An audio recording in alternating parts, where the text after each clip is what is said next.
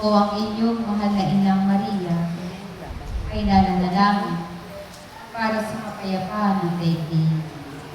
Ang daigdig na ito ay nilikha ng Diyos na makapangyarihan sa lahat.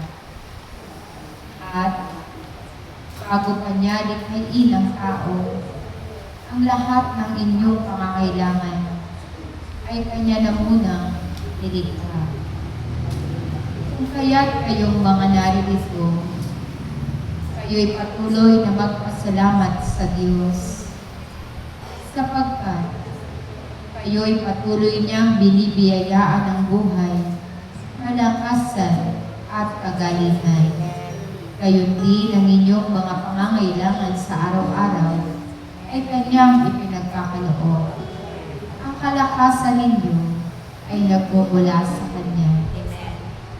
Kaya't aking mga anak, ipagpatuloy ninyo ang pananalangin sa Diyos, ang paghingi ninyo sa Diyos ng mayroong kababaang loob at paggalang, sapagkat tutugunin niya ang lahat ng inyong kahilingan, sapagkat ito rin ang nasusulat sa banal na aklat ng Diyos, na ang humihingi ay kanyang bibigyan. Kayong patuloy na sumusunod at sa kalooban ng Diyos, patuloy kayong mag-alay ng inyong mga sarili. Ialay ninyo ang lakas ninyo na nakakamit ninyo mula sa Diyos. Amen. Sapagkat ang lahat ng bagay na ito ay mayroong gantimpala na nagmumula sa Kanya.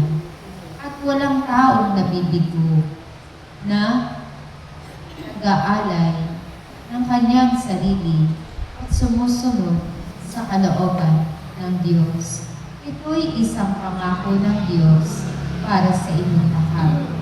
Kaya't kung nais ninyong makamit ang pangako ng Diyos hanggang sa buhay na walang hanggan, ay patuloy kayong mag-alay ng inyong sarili. Patuloy kayong magkaloob sa gawain ng Diyos, sapagkat ito ay ibabalik niya sa inyo ng buong pagpapala.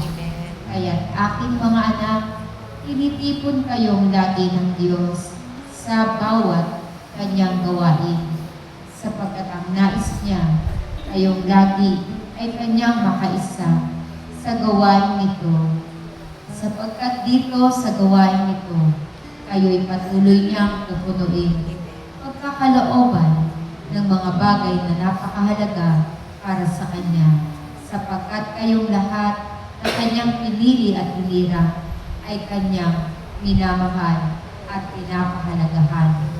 Kaya naman, anuman ang Kanyang kaloob, pakaingatan niyo ito at inyong pahalagahan, sapagkat ang lahat ng ito ay inyong kailangan. Aking mga anak, ako ang inyong Inang Maria, na kasama ninyo sa pananalangin ng banal na Santo Rosario. Naway, magpakatatag kayo sa inyong pananampalataya at magpakatatag kayo sa inyong pagsunod sa kalooban ng Diyos.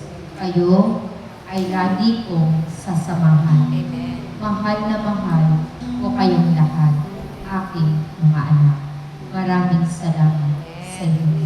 Praise Yahweh.